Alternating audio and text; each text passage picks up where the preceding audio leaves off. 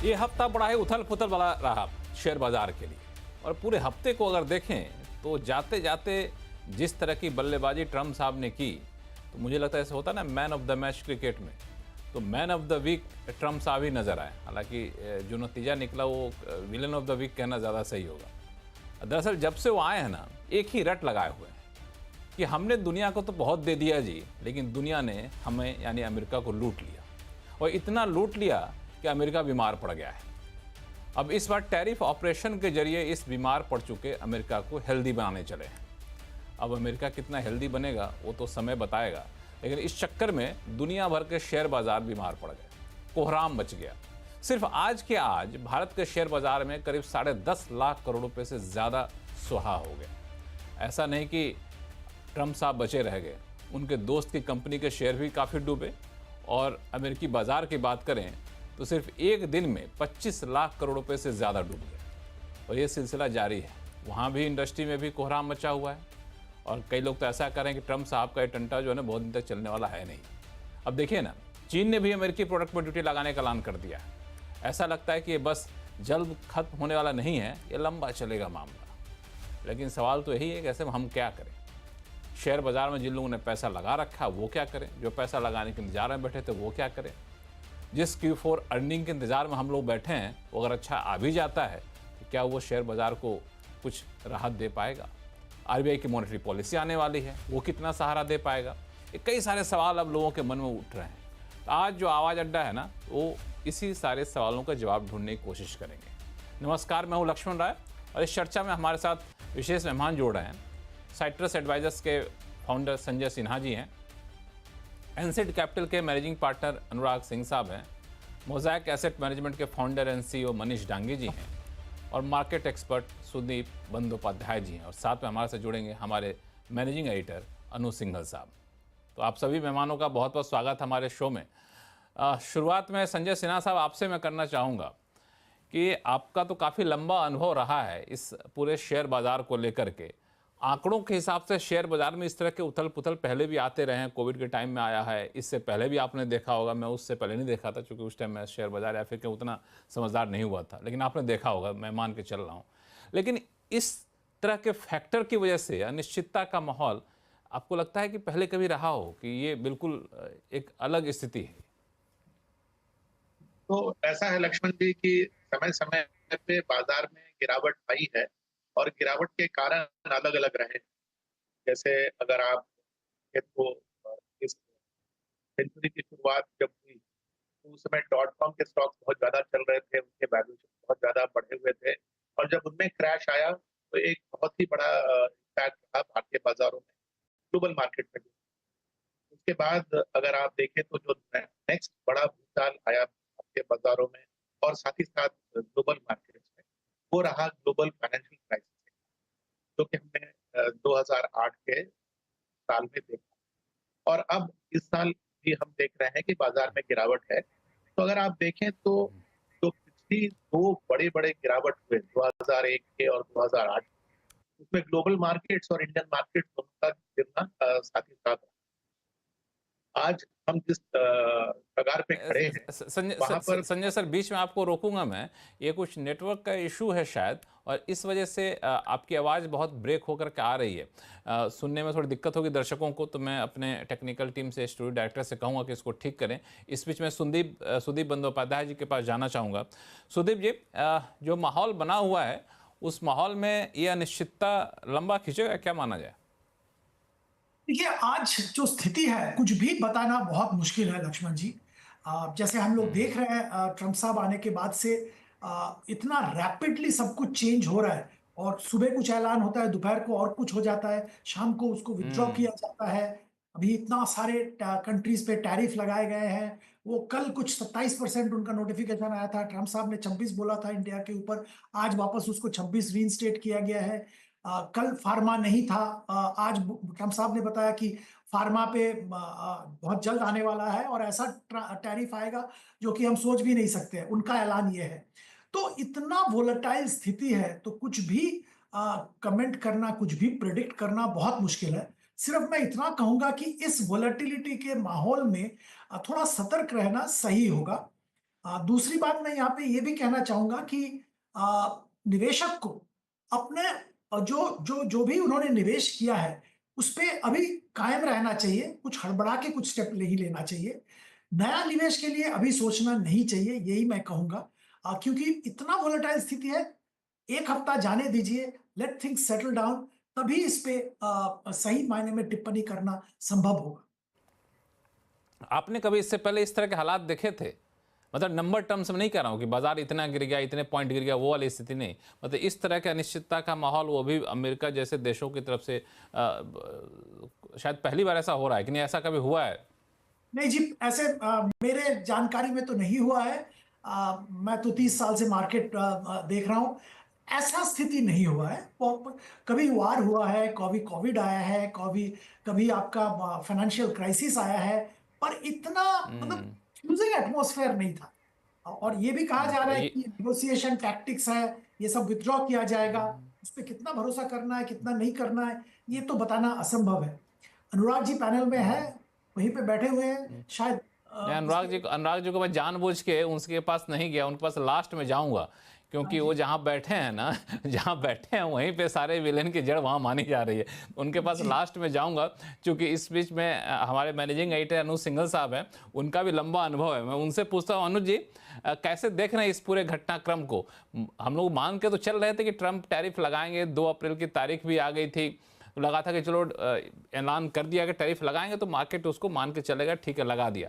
लेकिन जिस तरह का रिएक्शन आया तो बड़ा ही खतरनाक है।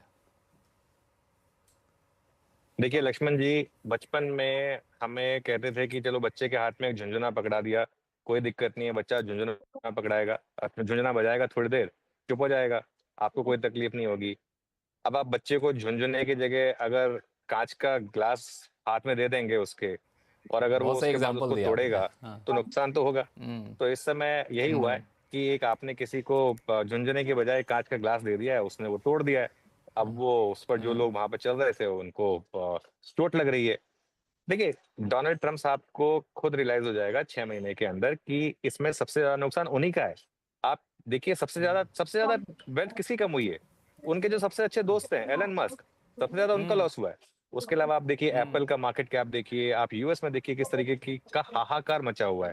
कोविड के बाद पहली बार इस तरीके की डिक्लाइन आई है। अब जब यूएस मार्केट इस तरीके से गिरेंगे और ग्लोबल रिसेशन का रिस्क होगा तो बाकी मार्केट गिरेंगे। नियर टर्म में इसमें कोई डरने की बात नहीं है और ना ही इसमें कोई बहुत ज्यादा घबराने की बात है।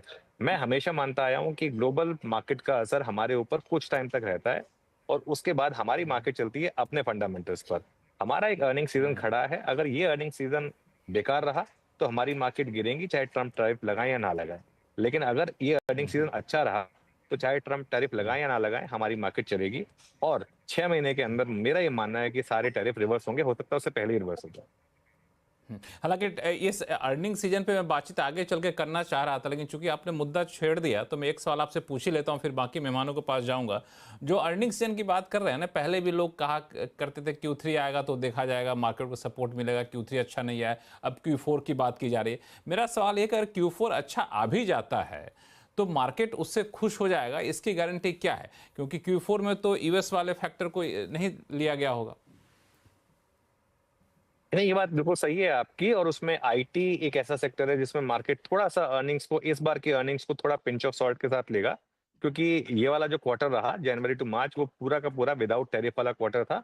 और आगे जाते हुए यूएस, देखिए आईटी कंपनियों की दिक्कत और हमारी जितनी भी एक्सपोर्टिंग कंपनियां, उनमें ज्यादातर की दिक्कत ये नहीं है कि टैरिफ लगने से अर्निंग्स हिट होंगी, क्योंकि टैरिफ तो सब पे लगे हैं, तो कम्पिटिटिवनेस तो हमारी फिर भी उनके मुकाबले ज्यादा है। दिक्कत यहाँ पर ये है कि अगर यूएस की मार्केट खुद एक मंदी में जा रही है तो वहां पर वो खर्चा करना कम कर देंगे, तो उससे आईटी सेक्टर पर इम्पैक्ट पड़ेगा। तो आई थिंक कुछ हद तक आपकी ये बात सही है कि जो अर्निंग्स हैं वो एक्स ऑफ आईटी मार्केट इस बार देखना शायद ज्यादा पसंद करेगा, कुछ हद तक एक्स ऑफ फार्मा भी। उसके अलावा जो प्योरली डोमेस्टिक सेक्टर्स हैं उनकी अर्निंग्स पर मार्केट इस बार ज्यादा तवज्जो देगा। इसके लिए मैं कह के चल रहा हूँ कि बैंकिंग और फाइनेंशियल एक सेक्टर है जिस पर आपकी सबसे ज्यादा नजर होनी चाहिए इस क्वार्टर में। एक चीज़ और कि दरअसल अभी सुदीप जी से बात हो रही थी, हालांकि मैं चाह रहा था कि शो में चल के आखिर के हिस्से में हम लोग बताते हैं कि लोग क्या करें, लेकिन उन्होंने कहा कि जिन लोगों को पैसा लगाना है ना वो अभी रुक जाए, अभी बहुत ही अनिश्चितता का माहौल है। आप भी सहमत है इससे? देखिए, पहले उनके लिए जो जो इंतज़ार कर रहे थे, क्योंकि वो आसान है। आप मंडे से इन्वेस्ट करना शुरू कर दीजिए, आपने अगर अब तक नहीं किया है तो। क्योंकि एग्ज़ैक्ट बॉटम आप कभी नहीं पकड़ पाएँगे, ना ही कोशिश करिएगा।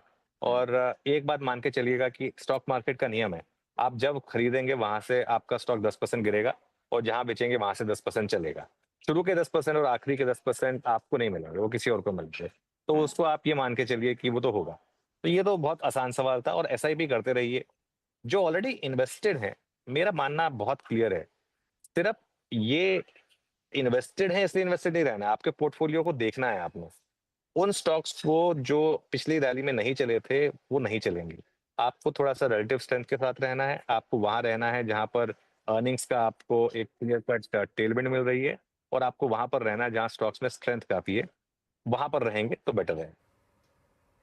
बिल्कुल, 3 चीज़ें आपने अनुज जी कही, बड़ी अच्छी बात। पहली बात कि ट्रम्प साहब को जैसे एक बच्चे को झुनझुना की जगह आपने काँच पकड़ा दिया, तो काँच टूटेगा, नुकसान होगा, नुकसान उनको भी हो रहा है, नुकसान दूसरों को भी होगा। दूसरी बात आपने कही कि जो अर्निंग सीजन आएगा उसमें आईटी और फार्मा को डिस्काउंट करके चलिए, बाकी के आधार पर मार्केट देखेगा। तीसरा कि इन्वेस्ट मंडे से करना शुरू कर दिया। सुदीप जी कह रहे हैं रुक जाइए। तो तीनों ही बड़ा विषय मैं मान के चल रहा हूँ। तो पहले वाले से पकड़ लूँ जिसको आपने झुंझुना और कांच से तुलना की, बड़ा अच्छा तो एग्जाम्पल आपने दिया। मनीष डांगे जी, इस एग्जाम्पल को आप कैसे देख रहे हैं? चूँकि सच्चाई भी यही है कि ट्रम्प साहब आए थे तो चुनाव से पहले हम लोग चर्चा कर रहे थे, कई बार आवाज़ अड्डा में चर्चा हुई तो है कि नहीं जी ये आते हैं तो कहते तो हैं लेकिन भारतीय बाजार के लिए बड़ा अच्छा होगा, भारत के बड़े अच्छे दोस्त हैं। और दोस्त आते आते इन्होंने जो तांडव किया है वो तो बड़ा ही डरावना हो गया है। तो मार्केट का लक्ष्मण जी मूव अगर परसेप्शन के हिसाब से देखें तो कि कुछ नहीं होगा से क्या ओ गॉड ये क्या हो गया है, ये पूरा ट्रांजिशन हुआ है। इसको आप झुंझुना माने बट एक बहुत बड़ा देश है और कोई भी पावरफुल प्रेसिडेंट अगर कुछ इतनी मैसिव मूव्स ले रहा है तो उसके इम्प्लीकेशंस को इस तरह से डिसमिस नहीं करना चाहिए मेरे ख्याल से। मेरा एक ख्याल है कि जो आज जैसे चाइना ने रिटेलिएट किया है, सो ये थोड़ा सा वीक नैश इक्विलिब्रियम जिसको बोलते हैं या नैश ट्रैप जिसको बोल सकते हो, वैसा हो गया है जिसके अंदर दो बड़े गुंडे हैं यहाँ पे जो एक दूसरे से फाइट कर रहे हैं। हम सब कोलैटरल डैमेज है इसके। और 1980s अर्ली 90s के अंदर ये हुआ था जापान के साथ में यूएस का, जब प्लाजा अकॉर्ड हुआ था। तो बेसिकली यूएस को चाहिए ये कि किसी तरीके से डॉलर सिग्निफिकेंटली डिप्रिशिएट करा दे और वो इंसेंटिवाइज करे बहुत सारी प्रोडक्शन कैपेसिटीज को रिलोकेट करने के लिए। तो अब वो करने के लिए या तो आप चाइना को फोर्स करिए कि जो जापान ने एग्री किया था 1980s के अंदर कि चलो करते हैं, लेकिन अब चाइना नहीं कर रहा है वो। तो क्योंकि वो पैरेलल उतनी ही ज्यादा पावरफुल इकोनॉमी है जितनी यूएस, और शायद यूएस को दिख रहा है कि अगले 5-10 सालों में वो उससे ज्यादा पावरफुल हो जाएगी। तो इस स्थिति के अंदर जब इतने दो, जिसको मैंने बोला कि गुंडे अगर फाइट कर रहे हैं, तो हमारे पास में एक ऑब्जर्वर की तरह से देखना है इसको, हम ज्यादा कुछ कर नहीं पाएंगे। मेरे ख्याल से यूएस के पोजीशन ऑफ स्ट्रेंथ से एज ऑफ राइट नाउ, क्योंकि इकोनॉमी ठीक ठाक थी, वहां से फाइट कर रहा है। चाइना एक्चुअली बहुत ज्यादा लोकल इकोनॉमी है तो उनको बहुत बड़ा असर नहीं होगा। छोटे देशों तो पूरे रोस्ट हो जाएंगे मेरे ख्याल से, जो छोटे छोटे देश हैं। इंडिया क्यों इसलिए नहीं अच्छा करेगा क्योंकि हमारा एक्सपोर्ट अमेरिका को बहुत कम है, या फिर जनरली एक्सपोर्ट्स हमारे कम है। इंडिया इसलिए अच्छा करेगा कि थोड़ी बड़ी इकोनॉमी है, थोड़ी लोकलाइज्ड इकोनॉमी है, तो इसकी वजह से शायद अब्जॉर्प्शन कैपेसिटी ज्यादा है। मैक्रो ठीक ठाक है इंडिया का। तो बहुत बुरी हालत इंडियन इकोनॉमी की नहीं होने वाली है। जब कंबोडिया है, बांग्लादेश है, फिलीपींस है, इनकी तो बहुत बुरी हालत हो सकती है। तो वो पॉजिटिव है लक्ष्मण जी। लेकिन ये मानना कि ये चीज मतलब ये मतलब बयार है उसे निकल जाएगी, ये इसको वॉच करना चाहिए, बिकॉज ये काफी 50-60-100 सालों से नहीं हुआ है। ये जो टैरिफ वॉर है जिस एक्सटेंट का है, वो उसको एक ठीक से नजरिए से देखना चाहिए कि ये शॉर्ट टर्म नहीं है। ये most probably will last longer, है ना। तो उसको ऑब्जर्व करके रिस्क प्रीमियम्स अगर सेटल्ड हैं और ठीक ठाक भाव पे चीज मिल रही है तो लेनी चाहिए। मेरा ख्याल ये है कि इस वक्त मार्केट और माहौल जो है वो बॉन्ड्स के लिए ज्यादा बेनिफिशियल है इक्विटी से, जो मैंने आपके शो पे पिछली बार भी बोला था, और मेरे ख्याल से वही प्ले आउट होगा अगले 6-12 महीने में भी। बॉन्ड के लिए ज़्यादा अट्रैक्टिव है बजाय कि इक्विटी के, क्योंकि सारा तीर जो है घूम फिर करके जा रहा है अनुराग जी के पास। अनुराग जी, मैं सवाल तो नहीं पूछूंगा, आप ही बता दीजिए। मैं तो, मेरे मन में तो यही सवाल है कि आप लोग वहाँ पे प्रेशर क्यों नहीं बनाते हैं? क्या ट्रम्प साहब को ऊपर कुछ प्रेशर बनता है कि नहीं बनता है कि भाई अब क्या कर रहे हो, ये तो हम लोग ही मर जाएंगे, बाकी का तो छोड़ो। करेक्ट। तो लक्ष्मण जी देखिए, जो जो चर्चा हुई है, एक उसको मैं थोड़ा संजीदगी से थोड़ा समराइज करने की कोशिश करता हूँ। उनके गोल दो हैं। एक उनका गोल है, और जो स्कॉट बेसेंट साहब ने आके तरीके से समझाया कि हम इकोनॉमी को डिटॉक्स करना चाह रहे हैं। वो यूएस इकोनॉमी करीब 18% जीडीपी का टैक्स अर्न करती है। स्पेंडिंग उसकी 24% ऑफ जीडीपी है। ये 6% डेफिसिट जो है, ये सस्टेनेबल नहीं है। फेडरल रिजर्व ने इस बारे में बात कही है, सबको पता है, एवरीबडी नोज दिस, ओके। ये डेफिसिट आता है करीब 1.7 ट्रिलियन डॉलर्स का, और इस पे गवर्नमेंट स्पेंडिंग बेतहाशा बढ़ गई है पिछले 4-5 सालों में। कुछ सेक्शंस पे कटौती हो सकती है, कुछ जगह नहीं हो सकती है, मस्क साहब वहां लगे हुए हैं। लेकिन अल्टीमेटली गोल था कि गवर्नमेंट स्पेंडिंग को कम करें, प्राइवेट सेक्टर को प्रमोशन दें, ताकि वो गवर्नमेंट से जो एम्प्लॉयमेंट निकलेगा वो प्राइवेट सेक्टर में अब्जॉर्ब हो, प्राइवेट सेक्टर की स्पेंडिंग बढ़ जाए। क्योंकि अगर 1 ट्रिलियन, मस्क साहब कह देते हैं कई बार कि मैं 1 ट्रिलियन कम कर दूंगा, 1 trillion is 3% of US GDP. 3% GDP अगर वो एक साल में काट देंगे तो रिसेशन ऐसे ही आ जाएगा, राइट? तो उनकी भी एक रेस्ट्रिक्शंस है। तो एक तो ये प्रोसेस चल रही है। अब इस प्रोसेस में सेकंड एलिमेंट आता है। देखिए, कोई भी कंट्री में मैक्रो में आपका जीडीपी ग्रोथ आती है, आपका इन्फ्लेशन आता है, और आपका करंट अकाउंट डेफिसिट आता है, ठीक है। इन्फ्लेशन कंट्रोल में है अभी, जो नहीं था वो अभी आ जाएगा कंट्रोल में। इन्फ्लेशन कहीं अब भागने वाला नहीं है, क्योंकि एम्प्लॉयमेंट मार्केट वीकन हो रहा है। जीडीपी ग्रोथ ट्रम्प साहब देखेंगे मीडियम टर्म में अबाउट 2% भी रहती है, तो यूएस के लिए that's a good number. Trade deficit 1.2 trillion है यूएस का, और ये पिछले 4-5 सालों में अगेन इसने भी काफी ज्यादा ग्रोथ ली है। और एक सेक्शन का मानना है कि ये trade deficit is nothing but exporting your money to rest of the world. अब इस सेगमेंट में टैरिफ्स का प्ले आता है। अब मिस्टेक यहां पर यह है कि या तो आप गवर्नमेंट की ट्रिलियन डॉलर की स्पेंडिंग, एक्सेसिव स्पेंडिंग को कम कर लीजिए और प्राइवेट सेक्टर को प्रमोट कर लीजिए, लेकिन अगर साथ में टैरिफ्स भी ला दिए और प्राइवेट सेक्टर आपका खुद का वीकन हो गया, तो फिर ये दोनों चीजें कैसे एब्जॉर्ब होंगी? फिर तो रिसेशन ऑलमोस्ट सर्टेन है। तो इस समय प्राइवेट सेक्टर में डिसीजंस एकदम स्टॉल पर हैं। ये नंबर्स सबको सरप्राइज कर रहे हैं, आई अंडरस्टैंड, बट इसमें इन नंबर्स में थोड़ी समझ है लेकिन थोड़ी नासमझी है। नासमझी यहां है कि कुछ चीजें यूएस में कभी नहीं बन सकती हैं। नाइकी के शूज यूएस में नहीं बन सकते हैं, फर्नीचर यूएस में नहीं बन सकता है, अपैरल्स गारमेंट्स यूएस में नहीं बन सकते हैं। There is no point blanket tariffs लगा देना and then trying to negotiate down while disturbing your domestic economy. तो लक्ष्मण जी, ये 2-3 चीजें एक साथ में चल रही हैं, and I think very soon government will realize कि it can't play with the economy any more, right? At least Trump साहब एंड उसका कोर, उनकी जो कमिटी है अभी, बिकॉज 401 यहां पर देखिए, यूएस में 401 बड़ा इंपॉर्टेंट एलिमेंट है। अबाउट 45 से 50% एम्प्लॉयमेंट मार्केट उसमें इन्वेस्टेड रहता है। और अगर वो देखेंगे, और तब हर साल लोग रिटायर होते हैं, और वो देखेंगे उनके पोर्टफोलियोज, रिटायरमेंट किटी 20 से 30% उड़ गई है, आई थिंक फिर पॉलिटिशियंस को सोचना पड़ेगा। तो लक्ष्मण जी, ये है नहीं कुल नहीं, मिला के मैं आपसे एक सवाल पूछूंगा, बाकी गेस्ट के पास जाऊं, कि ये छोटी सी बात है कि हम नाइकी के शूज़ नहीं बना सकते, एप्पल नहीं बना सकते, रातों रात इतनी बड़ी मैन्युफैक्चरिंग कैपेसिटी नहीं खड़ा कर सकते, हमारे पास मैन पावर सस्ता नहीं होता है। तो अब ट्रम्प साहब और उनके सलाहकार इतने भी कमज़ोर तो नहीं होंगे, ये चीज़ समझ में नहीं आ रही होगी। समझ तो गए होंगे, पहले भी ये चीज़ पता होगा, कोई ना कोई बताया होगा ये क्या कर रहे हो आप, ये तो बना ही नहीं सकते हो, बाकी भेजना बंद कर देगा, चाइना ने लगा दी ड्यूटी ऊपर से। हाँ, तो लक्ष्मण जी, इसका एंड गोल कहाँ है वो तो वही समझते हैं, लेकिन एक और डायमेंशन बताता हूं।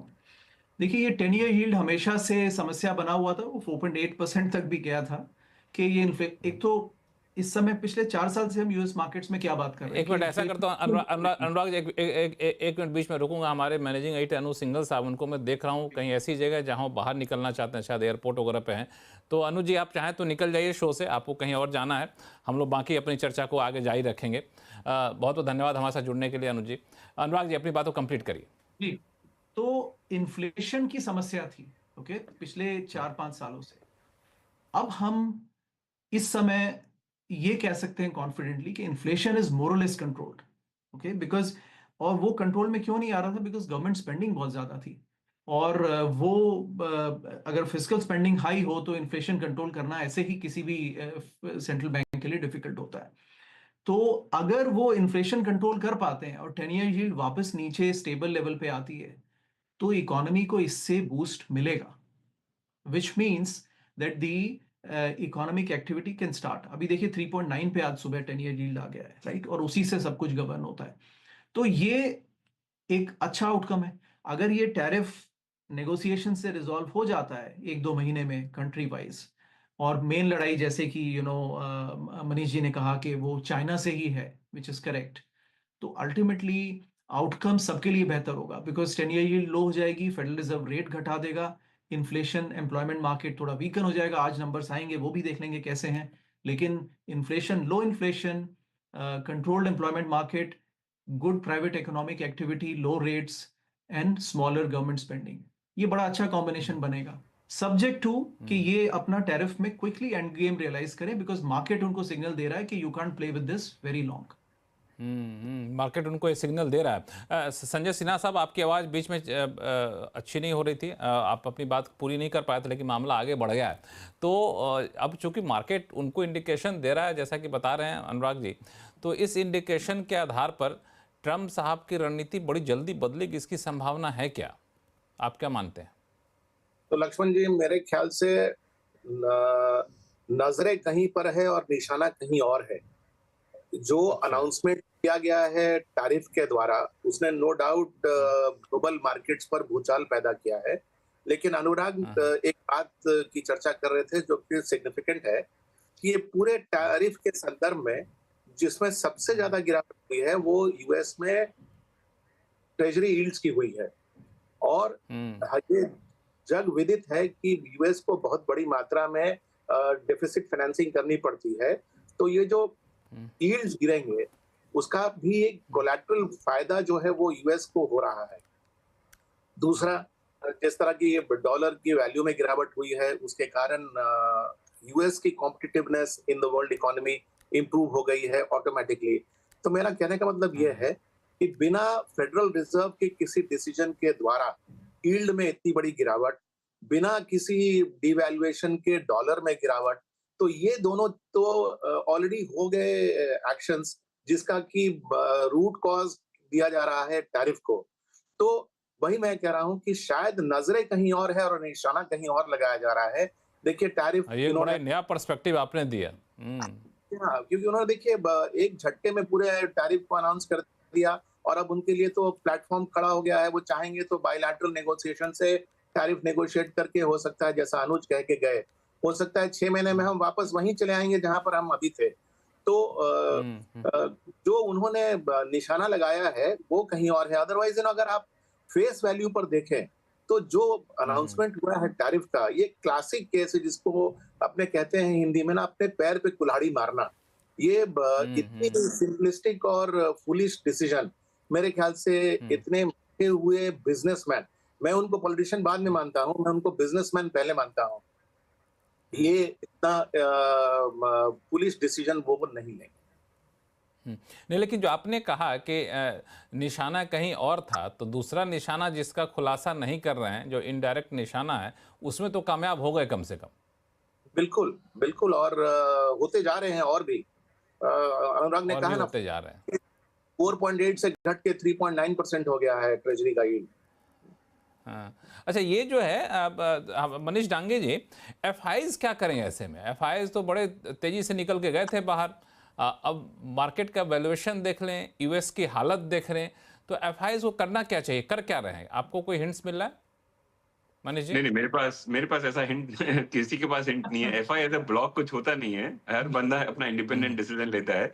बट मेरे ख्याल से एक थोड़ा सा स्ट्रक्चरल कोई जो सोच रहा है 3-5 साल के लिए, वो शायद ये सोच रहा होगा कि जो एंड गेम है, और मेरे ख्याल से एंड गेम वो है डिप्रिशिएट करना है डॉलर को, जो मैंने बताया था कि एक पहले हिस्टोरिकली हुआ है एक बार। और वो उस एंड गेम को अगर सिर्फ ट्रम्प का सक्सेस का मेजर वही होगा कि डॉलर सिग्निफिकेंटली डिप्रिशिएट कर पाए क्या। तो अगर वो ऐसा होता है तो at some point in time मेरे ख्याल से एक ट्रेड बनेगा फिरंगियों के लिए कि वो रीलोकेट करें कैपिटल को वापस से आउटसाइड यूएस। मैं जनरली डॉलर बुल रहा हूं पिछले कई सालों से, और पहली बार एक ऐसा माहौल बन रहा है जिसके अंदर जो गोल्ड के थ्रू आपको दिख रहा है, लेकिन आईएनआर के थ्रू या सीएनवाई के थ्रू या डीएक्सवाई में नहीं दिख रहा है। But at some point in time अगर वो ये नेगोशिएट कर पाते हैं दूसरे देशों से कि वो फोर्सफुली इन कंट्रीज की करेंसी को अप्रिशिएट करवा दें और डॉलर को डिप्रिशिएट करा दें, तो मेरे ख्याल से इसका जो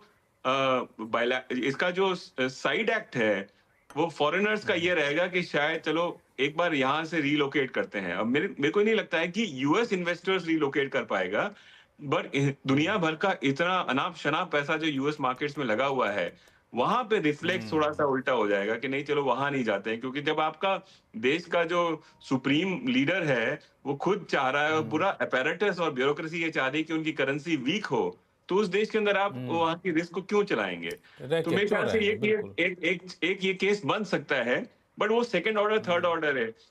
देखिए हम कुछ भी डिस्कस कर रहे हैं ना, क्योंकि ये कियोटिक है थोड़ा सेटअप, तो इसमें एक चीज ही सर्टेन है कि अनसर्टेनिटी बहुत ज्यादा है। लेकिन ये एक ही चीज सर्टेन है, जो अनसर्टेनिटी बहुत ज्यादा। बहुत सही आपने कहा सुदीप जी। ये इन्होंने बहुत ही अच्छा पंच लाइन दिया कि एक सर्टेन है कि अनसर्टेनिटी बहुत ज्यादा रहेगी। लेकिन एफआईज को लेकर के बहुत हम लोग चर्चा कर चुके थे जब शेयर बाजार में, अपने भारतीय बाजार में बड़ी गिरावट आई थी। अब फिर से एफआई सुर्खियों में कि अब एफआईज करेंगे तो क्या करेंगे। आंकड़े भी बड़े मिक्स से आ रहे हैं, आपका आकलन क्या कहता है? अभी तो आएंगे हमारे पास? बहुत अनसर्टेन सिनेरियो है। मुझे नहीं लगता है कोई एफआईआई का भी कभी अभी कोई स्ट्रेटेजी फॉर्म है कि क्या करना है क्या नहीं करना है। अब आज देखिए ऐलान किया जा रहा है कि फार्मा में भयंकर टैरिफ आएगा। अब इसका क्या मतलब होता है? फार्मा जो बात होता रहता है इंडस्ट्री वालों से, वो कहते हैं कि इंडिया में मैन्युफैक्चरिंग वीज़ावी यूएस में मैन्युफैक्चरिंग 8 गुना ज्यादा खर्चा होगा। अब US consumer, US health care, can they absorb it? Should they absorb it? Will that be palatable? आपने क्या कहा कि यूएस में मैन्युफैक्चरिंग 8 गुना महंगा होगा, ऐसा कह रहे हैं आप? जी। अच्छा। ये मैं नहीं कह रहा हूँ, इंडस्ट्री वाले कहते हैं, फार्मा इंडस्ट्री वाले कहते हैं कि बाय एंड लार्ज आप कुछ चीज यहाँ पे मैन्युफैक्चर करें, उसके बगैर अगर आप यूएस में मैन्युफैक्चर करने की कोशिश करो वही सेम चीज, तो 8 गुना खर्चा ज्यादा हो। अब सोचिए ये इम्पैक्ट कहाँ जाएगा? ये इम्पैक्ट जाएगा यूएस हेल्थ केयर सिस्टम पे। अब ये कैसे इसको हैंडल करेंगे? मतलब मैं बाकी जैसे अनुराग जी कह रहे थे, संजय जी कह रहे थे, मनीष जी कह रहे थे एंड गेम कुछ और है। बिल्कुल मैं मानता हूं, आई एम श्योर मन में कुछ और है, जरूर है, पर ये भयंकर तरीका है वो एंड गेम पे मतलब रियलाइज करने का। करेंसी डिप्रिसिएशन बोले या यील्ड कम करने की बात बोले, मतलब उसके लिए जो तरीका अपनाया जा रहा है वो बड़ा भयंकर है। और उसका मतलब नतीजा क्या होगा यूएस इकोनॉमी पे, यूएस कंज्यूमर्स पे, इनके एक मिनट मनीष डांगे जी कुछ आप जोड़ना चाहते हैं? एक सुदीप जी मनीष जी को जोड़ना चाहते हैं। हाँ। मेरा सिर्फ ये कहना है कि मुद्दा ये नहीं कि वो फार्मा या कुछ और ऐसी चीज या नाइकी शूज को उनको बनाना है। मुद्दा ये है कि आप उनकी चीजों को, उनके सोयाबीन को, उनके फ्रूट्स को, उनकी वेजेस को, उनके कार को आप खरीद लें। थोड़ा सा आप देखिए, थोड़ा सा वन स्टेप बैक लेकर के कि यूएस आज के कुछ सालों, साल, 1.5 साल, 2 साल, इनफैक्ट 6-7 साल पहले तक one of the lowest tariff country था। ठीक है, जो आज जो ये मागा मूवमेंट है वो का उसका एक पार्ट यही है, जो मेक अमेरिका ग्रेट अगेन, कि भाई हम इतना कम टैरिफ चला रहे हैं और बाकी दुनिया सारी इतनी ज्यादा टैरिफ लगा के रखी है। तो उनका आस्क ये है कि हमको टेस्ला बेचने दो, आपको हमारे को टैरिफ मत लगाओ। लेकिन अगर वो टेस्ला अगर यहाँ और वहां की कारें वहां मैन्युफैक्चर करके यहाँ बिकने लगेगी और जो चीजें जो यूएस अच्छा कर सकता है, तो आपकी कंपनियां रोस्ट हो जाएंगी।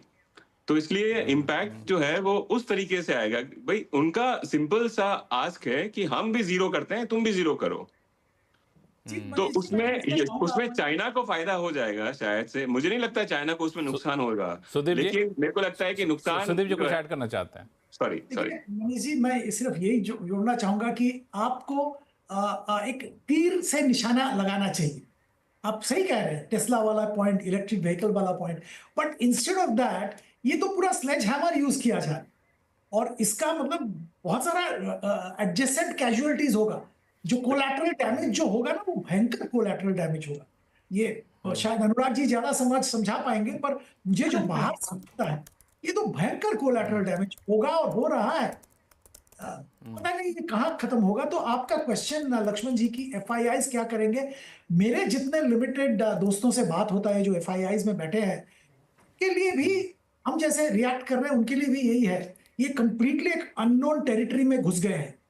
अब क्या होगा, कहाँ पे क्या करेंगे, उनको भी मतलब समझ सही ढंग से नहीं आ रहा है। तो मैं तो एक्चुअली प्रैक्टिकली ग्राउंड में जो देख रहा हूं कि सब लोग मतलब वेट कर रहे हैं, वॉच कर रहे हैं, क्या कर सकते हैं क्या नहीं कर सकते हैं। कोई लॉन्ग टर्म तो छोड़िए, मीडियम टर्म वो भी छोड़िए, शॉर्ट टर्म स्ट्रेटेजी भी नहीं बना पा रहे। नहीं, लेकिन एक चीज तो मान के चल रहे हैं आप लोग, अनुराग जी आप भी ध्यान दीजिएगा कि फार्मा में आप भले ड्यूटी लगा दीजिए, लेकिन ड्यूटी लगाने की धमकी दे दीजिए, लेकिन पूरा फार्मा बना लेंगे यूएस में, ये संभव है नहीं। और बना भी लेंगे तो लंबा समय लगेगा, बड़ा महंगा पड़ेगा। आप पूरा दूसरा अप्रैल गारमेंट हो, नाइकी हो, जो एग्जांपल आपने दिया, बना तो सकते नहीं है। तो बजाय कि इस तरह के एक तरफा हथियार चलाने के, आपके पास बहुत सारे प्लेटफॉर्म होते हैं। बायलैटरल ट्रेड एग्रीमेंट करिए, एक देश से बात करिए। और यूएस तो इतनी बड़ी कंट्री है, उसकी बातों को अनसुना तो कर नहीं सकता। एक बार बोलेंगे कि आप इधर कर दिए, नहीं तो हम यहाँ ये काम करने जा रहे हैं, अपने आप सब कर लेंगे। भारत ने तो बजट में पहले ही ड्यूटी घटा दी। तो इस तरह का हथियार चला करके आप पहले अपना इतना नुकसान कर लीजिएगा, फिर कहेगा नहीं जी अब तो हम ठीक हो गया, फिर से वापस करते हैं, तो बड़ा ही गड़बड़ हो जाएगा पूरा। क्यों? हाँ, तो लक्ष्मण जी देखिए, अच्छा इसमें दो डायरेक्शनल बातें हैं, बट पहले मैं FIs का बात बाद में करते हैं। बट हाँ, पहले ये हाँ। जो आपने टैरिफ की बात कही, देखिए हम्म, थोड़ा अनफेयर गेम चल रहा था वर्ल्ड में, राइट? अब इंडिया का ट्रेड देख लीजिए। इंडिया में नैरेटिव क्या चला रखा है लोगों ने? देखिए हमारा तो एवरेज टैरिफ 11% है, यूएस का 4% है, 6-7% का ही तो डिफरेंस है, क्या बड़ी बात है? This is a this is a false story. India auto पे, कार्स पे 110% टैरिफ लगाता है, इंपोर्टेड टैरिफ, इंपोर्टेड कार्स पे। उसको काउंट नहीं करें। बाकी सब लग्जरी आइटम्स पे 100, 150, 200% का टैरिफ है, वो आप काउंट नहीं करें, बोले देखिए हमारा टैरिफ तो 11% है। ये सब नॉनसेंस है।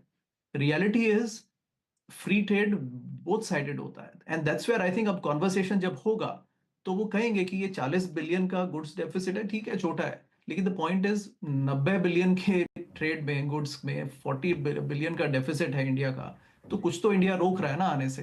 तो आई थिंक वो एक गोल है जो आप सब अचीव कर लेंगे, राइट? क्योंकि उसमें छोटी इकोनॉमीज को नुकसान ही होने वाला है अगर वो नहीं करते हैं तो। वो पहले कोई इग्नोर करता था, अब ये इग्नोर करने को तैयार नहीं है, राइट? तो पहला तो ये मैं बता दूं, बिकॉज ये जनरली इसका डिस्कशन कम होता है इंडिया में। वो बोलते हैं देखिए हमारा तो फेयर है, पता नहीं वो क्यों गलत लगाया है 25%। मैंने हर जगह सुन लिया ये सब, ये you know this kind of this is a very false narrative, right? तो इंडिया पे 26% ठीक लगा है, आप देखिए उसके जाकर के टैरिफ, और बहुत सारे लोग साथ फिर में जब टैरिफ कैलकुलेशन हाँ, करिएगा ना अनुराग जी, तो थोड़ा सा ये भी कैलकुलेट करिएगा कि हमारे से रॉयल्टी के तौर पे कितना कुछ ले जाते हैं, वो भी तो आपकी आमदनी है। सिर्फ सर ड्यूटी दो, ड्यूटी हाँ, देखेंगे मैं नहीं मैं बता देता हूँ 33 बिलियन का सर्विसेज एक्सपोर्ट्स करता है इंडिया, उसमें हमारे BPO IT टेक्नोलॉजी कंपनी सब आती हैं।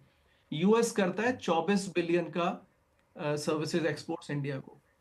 उस 24 बिलियन में 2 बिलियन की रॉयल्टी है, और 12 बिलियन का यूएस ट्रैवल है इंडिया से लोगों का। तो अगर उसको नापेंगे तो लक्ष्मण जी फिर उसमें फिर बात फिर गहरी हो जाएगी।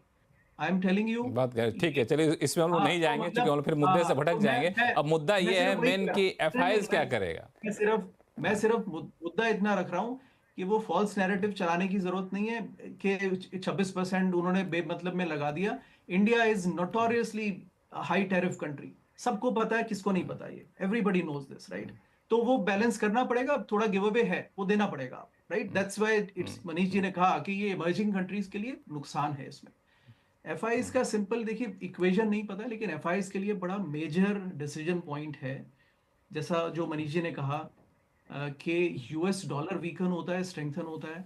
अभी तो वीकन इसलिए हो रहा है because people are saying that economy recession में चली जाएगी, तो वीकन हो जाएगा, राइट? लेकिन टैरिफ्स की वजह से वो स्ट्रेंथन भी हो सकता है, राइट? तो वो दोनों नैरेटिव चल रहे हैं, कौन सा जीतता है वो नहीं पता। अगर बाकी कंट्रीज ने दे दिया वो फ्री ट्रेड तो फिर स्ट्रेंथन हो जाएगा। अभी यूरोपियन यूनियन को का सपोर्ट हट गया। अब देखिए हम यूक्रेन वॉर और ये सब की बात ही नहीं कर रहे हैं, that is a good outcome at least कि वो war is now behind us, right? Europe में इन्वेस्ट करना है, चाइना में इन्वेस्ट करना है, US में इन्वेस्ट करना है, या इमर्जिंग मार्केट्स में ओवरवेट होना है? ये कंपेरेबल मार्केट्स नहीं है, लेकिन एक ओवरवेट अंडरवेट की सिचुएशन हर एफआईआई के पास में है and they don't have a very clear answer. But एक आंसर जरूर लग रहा है कि इसमें चाइना का वैल्यूएशन पर्सपेक्टिव से वो बहुत सस्ते थे। यूरोप फिस्कल स्पेंडिंग की तरफ जा रहा है तो उन्होंने डेट लेना है, तो उनके यहाँ एक स्पेंडिंग बूम आएगा जो यूएस ने 4 साल से चला रखा है। और यूएस अगर प्राइवेट सेक्टर को स्ट्रेंथन कर पाता है तो वहां भी बदलाव हो सकते हैं। We will see who wins, but I will not bet my money on Europe. Europe 2009 नहीं से 1% पे ग्रो कर, 1% 2009 से ऐसी इकोनॉमी पे if somebody tells me that they will turn around the ship, ऐसा नहीं होने वाला है, मुझे नहीं लगता। Stay bullish. मैं और थोड़ा सीधा सवाल पूछता हूँ अनुराग जी, फिर मैं संजय जी के पास जाऊंगा कि भारत में क्या एफआईआईज आएंगे, इसके पक्ष में मैं एक दलील देता हूं, जो कि आप तो बिल्कुल मार्केट पर्सपेक्टिव से देख रहे हैं कि यूएस के साथ बाकी दुनिया के देशों को देख लीजिए, लेकिन आपने एक चीज़ नोटिस किया है कि ट्रम्प 2.0 में पूरी दुनिया में भारत एकमात्र ऐसा देश था जहां पे सबसे पहले यूएस के ट्रेड नेगोशिएटर पहुंचे थे। पूरी टीम यहां पे आई थी, 4 दिन 5 दिन रही थी, नेगोशिएट करके गई है। तो इट मीन्स यूएस का ट्रेड नेगोशिएशन अगर किसी देश के साथ सबसे पहले होने जाएगा तो भारत के साथ हो सकता है। तो ये सब कुछ आकर्षक पॉइंट हैं। अब कितना क्या होगा वो तो आप लोग ज़्यादा बेहतर जानते होंगे। तो क्या ये सब चीज़ें एफआईआईज को आकर्षित करेंगी? नहीं, एक स्टेटमेंट ऐड करूंगा। देखिए वो बातें हर जगह करते हैं, लेकिन हम वो इंडिया में वही क्लिप लेके चलाते हैं। देखिए इंडिया की बात हो रही है, देखिए उसको कॉन्टेक्स्ट में रखिए। कोई किसी से कोई खास प्रेम नहीं है, खास दुश्मनी भी नहीं है, right? It's just a broader context. FII flow के बारे में मैंने जो एक ट्रेंड सीखा है वो मनीष जी के बातों से सीखा है। पिछले 2 साल से हम उससे ज्यादा समय से चर्चा कर रहे हैं। उन्होंने जो रिसर्च की है कि कैसे 2012-13 में वो पीक हुआ एफआई होल्डिंग्स, और उसके बाद ग्रेजुअली वो अब 22% से अब 15-16 पे 15% पर आ गया है। उसका कॉन्टेक्स्ट क्या है? How when $100 flows from US and $2 comes to India, उसका क्या फ्लो है, वो उसके बाद ही मैंने ट्रैक किया, राइट? अगर किसी ने नहीं सुना है तो वो उसको सुन लीजिए, कौन से एपिसोड्स में है, कहीं ना कहीं कोशिश करूंगा, मैं भी डालूंगा। उससे बेहतर कोई आपको ट्रेंड फ्लो नहीं मिलेगा। अगर एक ट्रेंड लॉन्ग टर्म ट्रेंड 22% से 15 पर आ गया है, to expect that it'll go back to 20, मुझे नहीं लगता, राइट? तो there is a long term story there. बाकी शॉर्ट टर्म में तो टैक्टिकल ट्रेडर्स हैं, वो चलते रहते हैं। बट मेरा मैसेज इंडियन इन्वेस्टर को ये है, देखिए एफआईआई खरीद रहे हैं, बेच रहे हैं, अलग बात है। प्रोमोटर्स की होल्डिंग 48% से 40% पर आ गई है। आईपीओज आप जड़ले से खरीद रहे हैं, वो भी एफआईआईज हैं, आपको दिखते नहीं है। आप अपना रेट देखिए, आपको अच्छा लगता है खरीदिए, नहीं अच्छा लगता है मत खरीदिए। मनी का कलर नहीं होता, so make your own decisions. Manish Dange ji, आपको जोड़ेंगे? मैं नहीं, एक्चुअली क्या है सर, ये हमारे से कुछ खास मोहब्बत नहीं है, जैसा अनुराग ने बताया यूएस की। हमारी वो क्लिप हम चलाएंगे क्योंकि हम तो चलाएंगे ही ना कि हम ही से प्यार है उनको। एक मिनट मनीष जी, मैं क्लैरिफाई कर दूं मनीष जी और अनुराग जी दोनों आदमी को कि ये क्लिप इसलिए नहीं चलाया चूंकि हमारे यहाँ है। ये फैक्चुअली करेक्ट है कि ट्रम्प 2.0 में पहला नेगोशिएटर टीम कोई पहुंचा तो इंडिया में आया था, उसके बाद बाकी देशों में गए। अब क्या होगा क्या नहीं होगा तो बात की बात है, चूंकि नेगोशिएशन काफी बिल्कुल। Anyway. मैं ये बताना चाह रहा हूँ कि देखो हर चीज को सॉल्व करने का, जब सामने वाला बंदा साम दाम दंड भेद चारों लगा रहा है, हमारे देश के साथ साम के साथ है, क्योंकि मोदी जी और ट्रम्प की मोहब्बत है थोड़ी। दाम जो है वो मेक्सिको और कनाडा के साथ में, थोड़ा तू ले थोड़ा मैं लेता हूँ, लैटम्स के साथ में। दंड जो है वो ऑफ कोर्स आप को सॉर्ट ऑफ चाइना के साथ करना चाह रहे हैं, वो 50% टैरिफ कर दिया। और भेद जो है वो यूरोप के साथ करना चाह रहे हैं कि तुम हमारे साथ नहीं रहोगे तो हम रशिया के साथ हो जाएंगे। तो वो साम दाम दंड भेद चारों जो चाणक्य जी ने समझाया है, वो चारों डिस्प्ले है अभी। तो हम साम के पार्ट हैं, वो अच्छी बात है, लेकिन ऑब्जेक्टिव सेम ही है कि आपसे निकलवाना है, आपका टैरिफ कम करवाना है ना? तो तो लेकिन उसमें बहुत बड़ा फर्क नहीं है। और कई बार क्या होता है ना कि मोहब्बत से ज्यादा डर लगना चाहिए दुश्मनी से।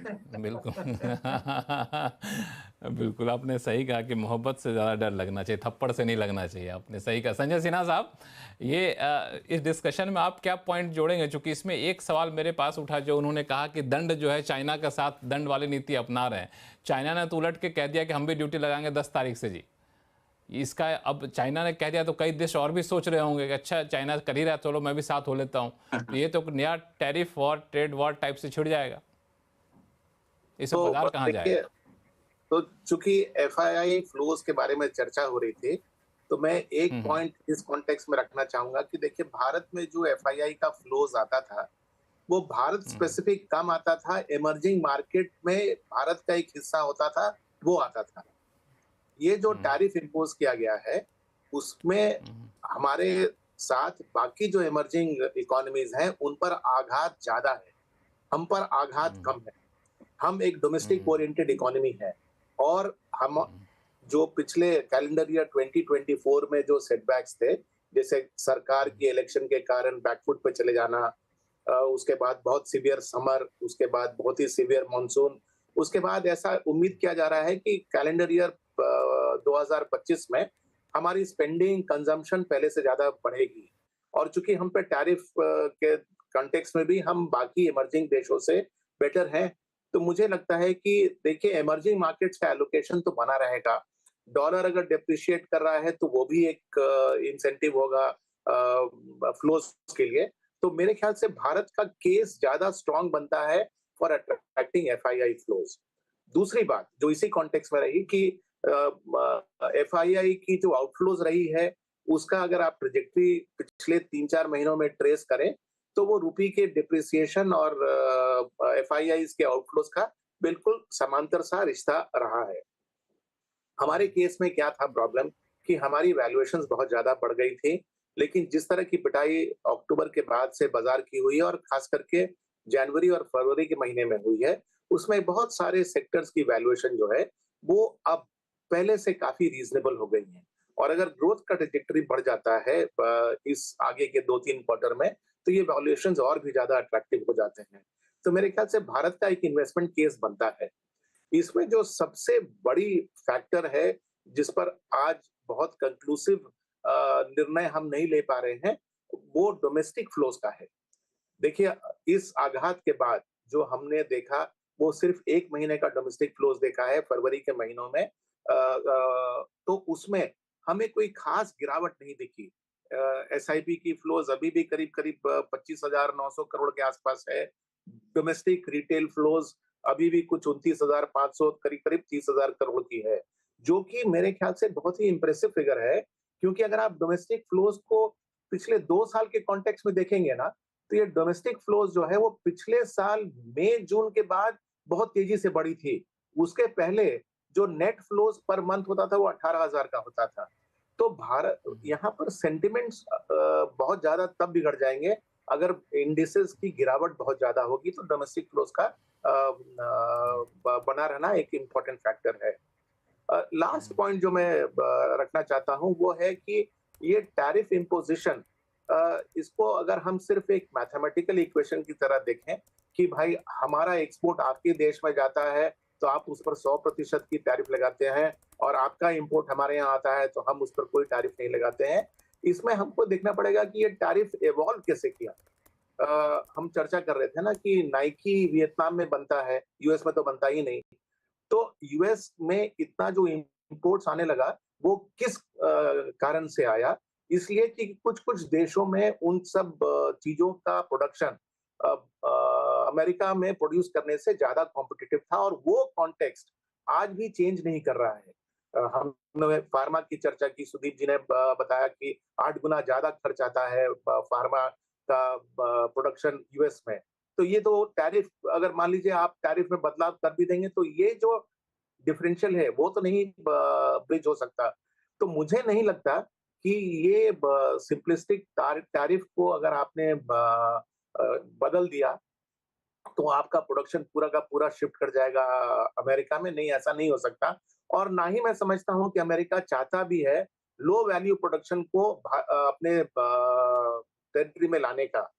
तो मेरे ख्याल से, जैसा कि मैंने पहले भी कहा, नजरें कहीं और है, निशाना कहीं और लगा है। वो मेरे ख्याल से इसको ज्यादा यूज करेंगे बायलैटरल ट्रेड्स को नेगोशिएट करने के लिए। और जो 2 मुख्य मुद्दे हैं, जैसा मुझे लग रहा है, जो 2 मुख्य मुद्दे थे वो था यील्ड्स को नीचे लाना और डॉलर को डिप्रिशिएट करना। वो वहां पर वो सफल हो गए हैं। चौथी जो एक कॉन्टेक्चुअल चीज है कि सारे रिलेशनशिप सिर्फ ट्रेड पर जो निर्धारित नहीं है ना, यूएस एक जियोपॉलिटिकल फैक्टर है और उसमें बहुत सारा ये लेन बहुत देन बड़ा फैक्टर है। बियॉन्ड भी जाना पड़ता है। तो अगर आप कह रहे हैं उदाहरण के तौर पे मान लीजिए कि हमारी टैरिफ 26 से बढ़ाकर वो 35% कर देते हैं, तो आपको क्या लगता है कि जो हमारी रिलेशनशिप यूएस के साथ है आज इतने अच्छे स्तर पर, क्या वो उसी स्तर पर हम मेंटेन कर पाएंगे? क्या हम दूसरे दोस्त नहीं खोजेंगे? तो इसीलिए मुझे लगता है कि एक सैनिटी जरूर आएगा। शॉर्ट टर्म में हमको ये झेलना है, क्योंकि ना जब बहुत जोर की बारिश होती है और आपका छाता फट जाता है, तो आपके लिए कोई उपाय नहीं है, आपको बारिश में भीगना पड़ता है। तो आज हम उसी फेज में से गुजर रहे हैं। बिल्कुल, ये छाता फट गया है, बारिश में भीगना पड़ रहा है, तो कहाँ कोई शेल्टर का कौन सा ले लें, इस पर चर्चा करूंगा, आप सभी से राय लूंगा। लेकिन अभी वक्त है ब्रेक का, ब्रेक के बाद जब लौटते हैं कहीं जाइएगा नहीं।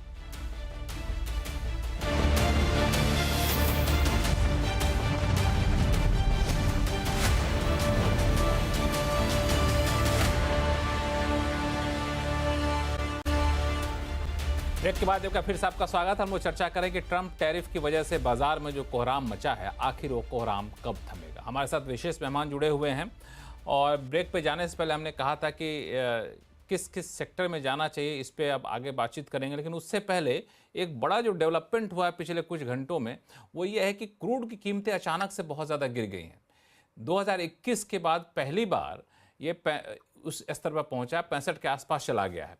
इसको आप कैसे देख रहे हैं सुदीप जी? ये इंडिया के लिए तो पहला कमेंट तो होगा, इंडिया के लिए अच्छा है, ऑब्वियसली इकोनॉमी के लिए अच्छा है, डेफिसिट के लिए अच्छा है, हर तरह से अच्छा है। पर मीडियम लॉन्ग टर्म अगर आप देखें तो ये डेफिनेटली गलत संकेत आ रहा है। इसका मतलब बहुत बड़ा रिसेशन वर्ल्ड इकोनॉमी में इसका एक्सपेक्टेशन किया जा रहा है, इसीलिए क्रूड का डिमांड कम होगा और इसीलिए क्रूड के प्राइसेस कम हो रहे हैं। तो ऑब्वियसली ये स्ट्रक्चरली सही नहीं है इतना कम हो जाना क्रूड का प्राइस, और ये तो डेफिनेटली इंडिया को भी हर्ट करेगा। जो नया टर्म कॉइन हुआ है कि primary impact, secondary impact, tertiary impact, तो प्राइमरी इंपैक्ट यहाँ पे कहूंगा कि अच्छा है, पर सेकेंडरी और टर्शियरी इंपैक्ट जो होगा इसका, वो सही नहीं होगा। वो सही नहीं होगा इंडिया के लिए, वो जी, क्योंकि ओवरऑल क्रूड इतना कम हो जाना मतलब इकोनॉमी, ग्लोबल इकोनॉमी में प्रॉब्लम है। इस प्रॉब्लम से इंडिया कितना छूता रहेगा, मनीष डांगे जी?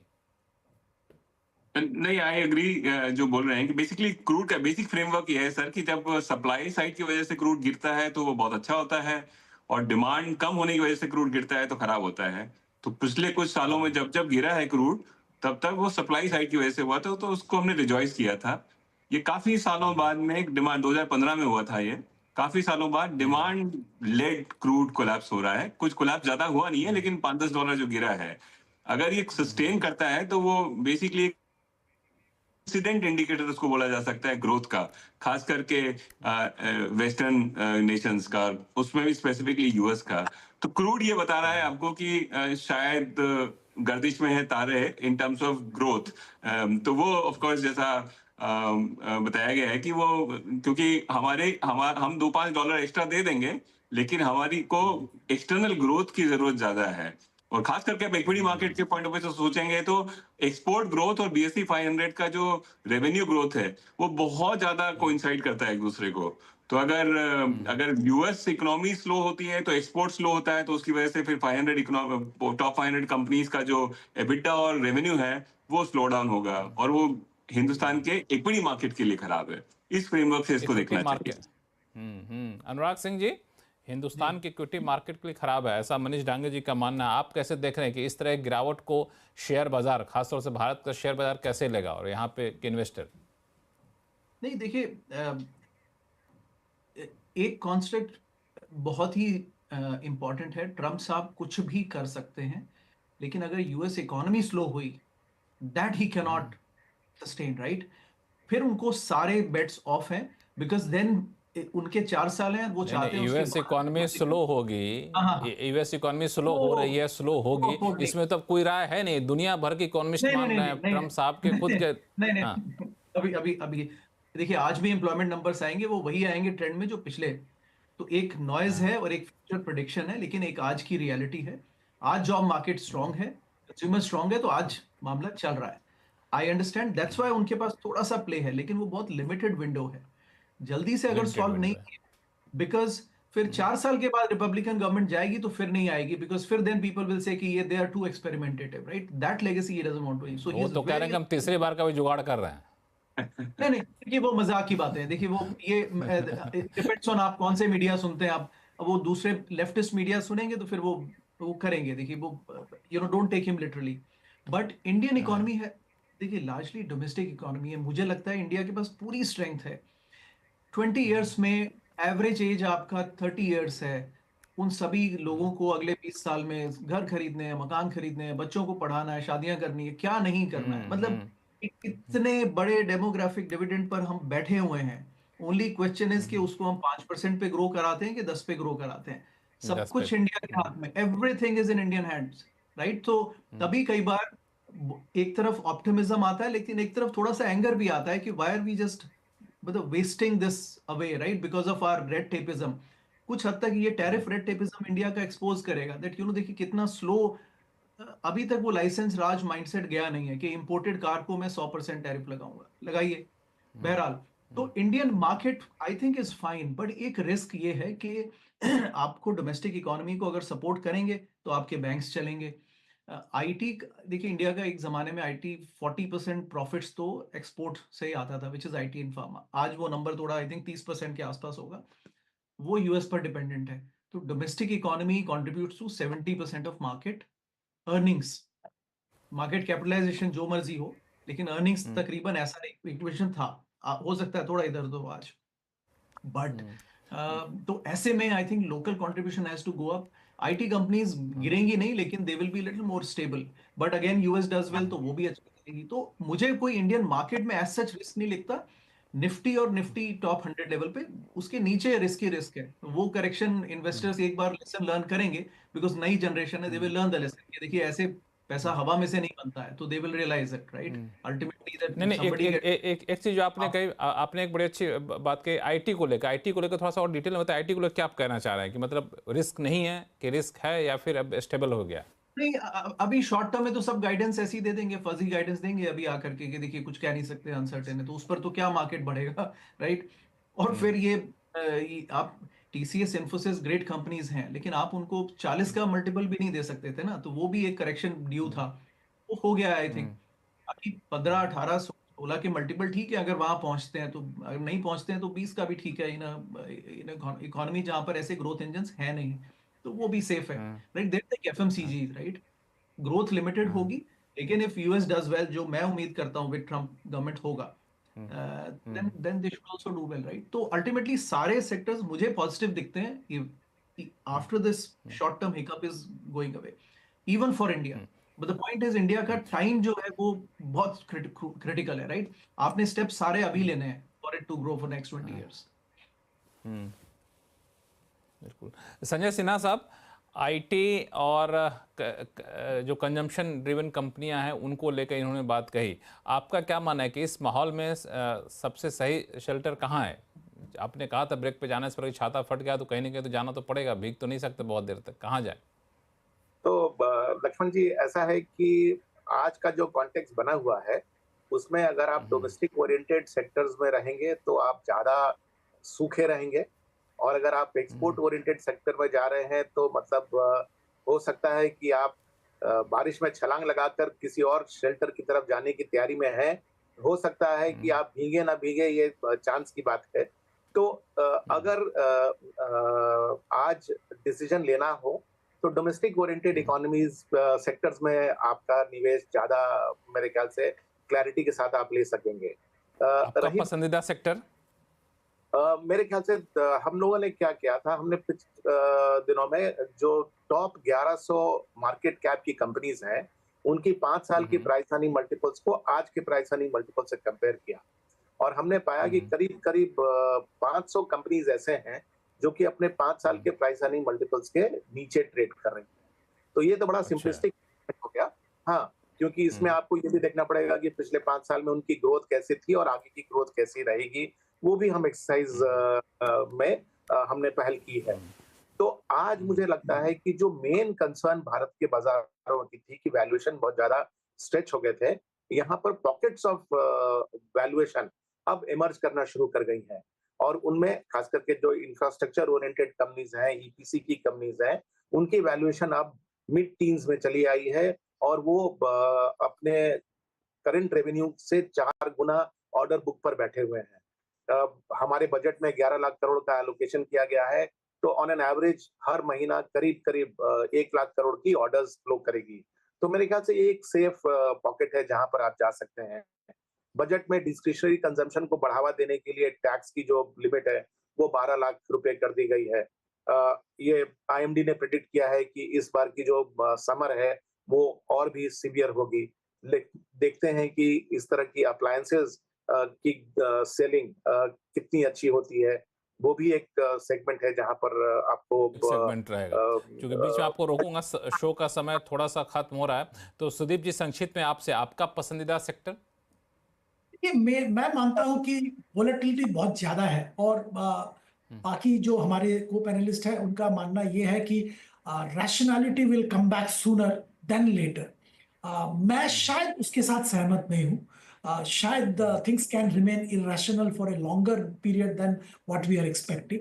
तो मैं तो इन्वेस्टर को थोड़ा सेफ रहने की सलाह दूंगा और इसीलिए ऐसे सेक्टर्स, ऐसे कंपनीज जो कि लीडिंग है, जो डोमेस्टिक फोकस्ड है, वहां पे निवेश करने के लिए निवेशित रहने की सलाह दूंगा। देखिए, कंस्ट्रक्शन इंफ्रास्ट्रक्चर जबरदस्त काम हो रहा है, जैसे संजय जी कह रहे थे, करीबन 1 लाख करोड़ का ऑर्डर सरकार की तरफ से मतलब किसी ना किसी फॉर्म में मार्क आएगा कैपिटल एक्सपेंडिचर का। और अगर ये आता है तो स्पेसिफिकली देखिए, infrastructure construction related companies, particularly large cap companies, जहां पे बहुत अच्छा करेक्शन भी हो गया, लार्ज कैप कंपनी वैसे भी इंफ्रास्ट्रक्चर सेक्टर के लिए जी। और मनीष डांगे जी, एक शो का समय जो खत्म हो रहा है, संक्षिप्त मनीष डांगे के रिएक्शन लूंगा, फिर मैं शो को रैप अप करूंगा। मनीष डांगे जी, आपने तो कहा था कि बॉन्ड पे ज्यादा जाइए, इक्विटी पे कम रही, लेकिन किसी को इक्विटी में ही रहना है तो कहाँ जाए वो? नहीं, जब 4 जनाब इस शो में अगर एग्री नहीं कर पा रहे, इसका मतलब बहुत अनसर्टेनिटी है, तो अभी थोड़ा दूर रहिए, है ना। अभी क्या है, कुछ हर चीज पे तो दूर रहिए, दूर रही। हालांकि दूर रहने की सलाह सुदीप जी ने भी दी थी कि अभी पैसा बाजार में मत डालिए, हालांकि इसको क्योंकि अग्रीमेंट ही नहीं हो पा रहा है। जब 4 अग्रीमेंट ही नहीं हो पा रहा है तो पैसा, जब पैसा आपका, पैसा आपका है तो आप जो रुकी जाइए, क्योंकि नुकसान ना होना भी अपने आप एक तरह से मुनाफा है। इस फॉर्मूले को यह बना अपने आप मुनाफा है। चलिए, आप मेहमानों का बहुत बहुत धन्यवाद हमारे शो में जुड़ने के लिए। बड़ी दिलचस्प चर्चा चल रही थी कि शो का समय चूँकि खत्म हो रहा है, इसीलिए हमें आप लोग को रोकना पड़ा। अगली बार फिर मिलेंगे, ऐसे ही दिलचस्प चर्चा करेंगे। और इस बीच आवाज़ अड्डा में फिलहाल इतना ही। तो फिर CNBC आवाज़, नमस्कार।